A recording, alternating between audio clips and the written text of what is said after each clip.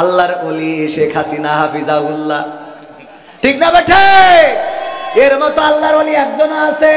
তাহলে প্রথম দেশ ছেড়েছে আল্লাহর ওলি, সে মুসলমান না হিন্দু? সংখ্যাগরিষ্ঠ না সংখ্যালঘু? সংখ্যাগরিষ্ঠ।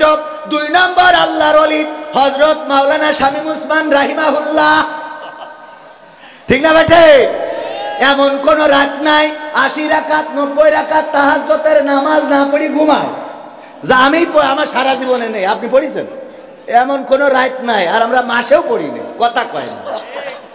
তাহলে ওর মতো পরহেজগার কি আর আছে? এই আল্লাহর ওলি সংখ্যালঘু না সংখ্যাগরিষ্ঠ? 3 নম্বর আউলিয়া জনাব দরবেশ হাফিজাহুল্লাহ সালমান এফ রহমান। দাড়ি এত বড় দেখলি মনে হয় শহীদ মতিউর রহমান নিজামী মনে হয় আবার ফিরে এসেছে, কথা কয় না। এত বড় দাড়ি দেখে মনে হয় জামাতের আমির। এই লোকটার আমরা ধরলাম তো ধরলাম, সে নৌকায় চড়লো, চড়ার পরেও ধরা খাওয়ার পরে এবার বলছে, ও আমার দরদি আগে জানলে তোর ভাঙা নৌকায় চড়তাম না। ঠিক না বেঠে? ভাঙা নৌকায় চড়তাম না, আর এই বিপদে পড়তাম না। ওরে বর্ডারেতে খাইলাম ধরা, বিসিটাও তো পাইলাম না। আগে জানলে তোর ভাঙা নৌকায় চড়তাম না। ঠিক না বেঠে? এই দরবেশ সালমান এফ রহমান দরবেশ বাবা, সে আল্লাহর ওলি। তারও আমরা দেশ ছাড়া করার জন্য সে চলে যাচ্ছিল, ধরে তার রিমান্ডে নিলাম, নির্যাতন করলাম। সে সংখ্যালঘু না সংখ্যাগরিষ্ঠ? কথা কয় না? সংখ্যাগরিষ্ঠ। তারপরে 4 নম্বর আউলিয়া ওবায়দুল কাদের হাফিজাহুল্লাহ। খেলা হবে। এই পীর সাহেব সে যে কোথায় গেল, কোন জায়গায় হারালো, তারে খুঁজে পাওয়া যায় না। 4 নম্বর গেল। 5 নম্বর মানিক চিন্তা করলো, এতদিন দাড়ির বিরুদ্ধে টুপির বিরুদ্ধে কথা বলেছি, এখন থেকে সব বাদ, দাড়িও রাখলো, টুপু পরলো, এমনকি ঘর বাড়ি ছেড়ে দিয়ে বাগানে যেয়ে কলা পাতায় শুয়েছিল। ঠিক আছে? কলা পাতায় শুয়ে রয়েছে। ও ধরিস তো ধরিস, বিছু খুলিল, বিসি খুললি মেশিনের আর দাম আছে। ঠিক না বেঠে? ওগো আমার ভাইয়েরা, এই আল্লাহর ওলিরা সংখ্যালঘু না সংখ্যাগরিষ্ঠ? কথা কয় না? এইভাবে যদি বলি ইনু, মেনন, দীপুমণি, মমতাজ, এন্ড্রকিশোর, রুনা লাইলা, মানে যারা ওই দিকতে নির্যাতিত আছে, তারা সব কি? সব সংখ্যাগরিষ্ঠ, সব মুসলমান। আর আমার দাদারা বলে এই দেশে সংখ্যালঘু নির্যাতিত হয়। তাহলে আমার প্রশ্ন হইল, নির্যাতিত হচ্ছে তো ইরা যদি সংখ্যালঘু হয় তাইলে আল্লাহর ওলিগুলো কই? আর ইরা যদি আল্লাহর ওলি হয় তাইলে সংখ্যালঘু কই? কথা কয় না? আমার কথা মানে বোঝেননি? নাসিরউদ্দিন হোজ্জা অনেকদিন পরে 1 কেজি গরুর গোশত কিনেছে, কিনে নিয়ে স্ত্রী বলছে রান্না করো, কইছি খাবো, ভালো করি সরষের তেল দিয়ে রান্না। স্ত্রী রান্না করি, ও তো মেলা দিন ধরে গরুর গোশত খায় না। আগের সময় নারীরা কি মোটামুটি নারীরা পুরুষরা 1 কেজি গরুর গোশত বৈশি খাওয়া কোনো ব্যাপার ছিল না। ও কড়াইতে খাতি 1 কেজি গোশত তেজ মারা শেষ। এবার চিন্তা করলো কি করবো, স্বামীর কি জবাব দেবো? মেয়েদের একটু বুদ্ধি বেশি থাকে, ঠিক না বে ঠিক? হঠাৎ দেখা যাচ্ছে বল্টুর সাথে কথা বলছে, বল্টু ভাই তোমাকে না দেখলে আমার ভালো লাগে না, একটু ভিডিও কল দাও তো। আচ্ছা এমবি নেই, ঠিক আছে তাহলে কথা বলো। হঠাৎ যদি স্বামী এসে বলে কার সাথে কথা, এ ভাই তুই এসে বেড়াই দেশে নে ভাই, তোর কতদিন দেখিনি ভাই, তোর কথা খুব মনে পড়ে। আরে ছোটবেলায় একসাথে কত মালাঠুলি খেলতাম। একদম সাথে সাথে ভলিউম চেঞ্জ, চ্যানেল আলাদা।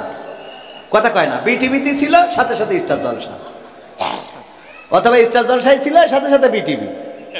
কথা কয় না? এত মজা করি কথা কইতে বলতে, হঠাৎ তুই তো মারি ও বলি দেয়। আর ও বলে পরে আবার ফোন দিয়ে কয় বুঝতে পারিলে? কয় হ্যাঁ বুঝলাম যে ও বাড়ি চলে গেছে। ওরে বাবা, সব জানে পাগল। এমনি কি অ্যাক্সিডেন্ট করেছি? ওটা গবেষণা করতে করতে পড়ি গেছি খাইছে। আল্লাহ মাফ করুন, বলে না আমি। ওগো আমার ভাইয়েরা, তাইলে নাসিরউদ্দিন হোজ্জা কি কিনে এনেছে? গোশ রান্না করো, কইছি খাবো, গেছে গোসল করার জন্য। গোসল করে সেই স্ত্রীকে বলতেছে, স্ত্রী নিয়ে আসো গোশত কোথায়? স্ত্রী তো খাইতে খাইতে সব শেষ, চিন্তা করলো স্বামীরে কি বুঝ দেব, কি সান্ত্বনা দেব। বাড়ি ছিল একটা বিড়াল, রান্নাঘরের চুলার পাশে শুয়েছিল, ওইটারে ধরে গলায় দড়ি দিয়ে টানতে টানতে নিয়ে বলছে, তোমার কদিন করে বললাম যে এইটা বেনাপোল ফেলাই দিয়ে আসো। বলছে কেন? কই যে 1 কেজি গোশত তুমি কিনে চাও, কত কষ্টের টাকার গোশ, আর এই বিড়ালটা সব। স্ত্রী সত্যিই কি খেয়ে, তুমি আমার বিশ্বাস করো না? আমি বলে এই সংসার করবো না, আব্বার কাছে ফোন দেবো, আব্বা আমার নিয়ে যাও। ওরে বাবা, ওর সাথে সাথে আব্বা নিয়ে যাও। অপরাধ করবে আবার গলা উপরের লেভেলে থাকবে, মানে ওদের কাছে যায়। আমি আর কব না, মনে দুঃখের কথা, থাকে ক্যামেরায় ভিডিও আসছে। তো এখন এই যে অবস্থা, ইফতারি কিনে নিয়ে আসছি, তা না বলেও পাচ্ছি না। ইফতারি কিনে নিয়ে আসছি, চুলায় লবণ বেশি হয়ে গেছে। আমি ইফতার করে বাড়ি ফিরেছি, বলছে ও চুলা খাওয়া যায়? তাই আমি বলছি কেন? বলছে যে এই দেখো লবণ কেমন হয়ে গেছে। তাই আমি বলছি দোকান থেকে কিনে আনলাম, আমি রোজা, তা ওখানে কি খেয়ে চেক করে নিয়ে আসবো? কথা কয় না। এখন বোর ঠিক রাখার জন্য রোজা ভেঙে আগে চুলা চেক করতে হবে, তা না হলে আমার মতো হুজুরেরও ইমান আমল ঠিক থাকবে না। কারণ রোজা থেকে এখন যদি বলি যে আমি তুই চুলা লবণ নিয়ে তাও ঝাড়ি মারতেছি, কুশন দিই, তাহলে আবার ঝামেলা না। হুজুরকে তো ধৈর্য ধরতে হবে। তো তার জন্য কি কথা দেন, কি লিখে দেন তিনি? হুজুর 12টা, হ্যাঁ এই তো শেষ, আর 2 মিনিট আছে। তো 2 মিনিটের মধ্যে বলছি। তাহলে কি দাঁড়াইলো? নাসিরউদ্দিন হোজার কাছে কি এনে দিয়েছে? বিড়াল। এনে বলছে যে এই বিড়ালে সব খেয়ে ফেলেছে। নাসিরউদ্দিন হোজা বলছে সত্যিই কি খেয়েছে? বলছে বিশ্বাস হচ্ছে না তোমার? বলছে না, বিশ্বাস তো হয়।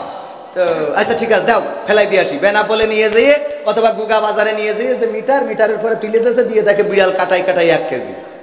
কয় কেজি? আবার ওই বিড়াল বাড়ি এনেছে। এই স্ত্রীর বলছে সত্যি কি বিড়ালে গোশত খেয়েছে? তুই এখনো আবিষ্কার করতে চাও আমি রোজা রেখে মিথ্যে কথা বলছি? তো হ্যাঁ, গালাগালি আছে না? নাই। বলছে যে না স্ত্রী, তুমি মিথ্যা বলো না আমি জানি, কিন্তু আমার একটা দুঃখ, আমার একটা কষ্ট। এই বিড়ালটা গুগা বাজারে নিয়ে যে ওজন দিলাম, দেওয়ার পরে দেখি বিড়ালটা কাটাই 1 কেজি। এখন আমার প্রশ্ন হলো, এইটা যদি সেই বিড়াল হয় তাহলে আমার সে গোশত ডাকুই, আর এইটা যদি সেই গোশত হয় তো আমার সে বিড়াল ডাকুই। কথা বোঝেননি? তা নির্যাতিত হচ্ছে এই দেশে শেখ হাসিনা, বঙ্গবন্ধু শেখ মুজিবুর নেই, এই ওবায়দুল কাদের, সালমান এফ রহমান, তারপরে কিনা হানিফ, তারপরে ইনু, মেনন, দীপুমণি, সালমান এফ রহমান, শাহজাহান চৌধুরী, তারপরে আর কিনা ব্যারিস্টার সুমন, আরাফাত, এইগুলো সব নুনুকাটা মুসলমান।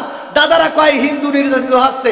আমার প্রশ্ন হলো, ইরা বিড়াল হলি গোশত কই, আর ইরা গোশত হলি বিড়াল কই? মানে ইরা যদি মুসলমান হয় সংখ্যালঘু কই, আর ইরা যদি সংখ্যালঘু হয় তাহলে এতদিন ধরে জাগের আল্লাহওয়ালা পীর সাহেব মানেছি তারা কই?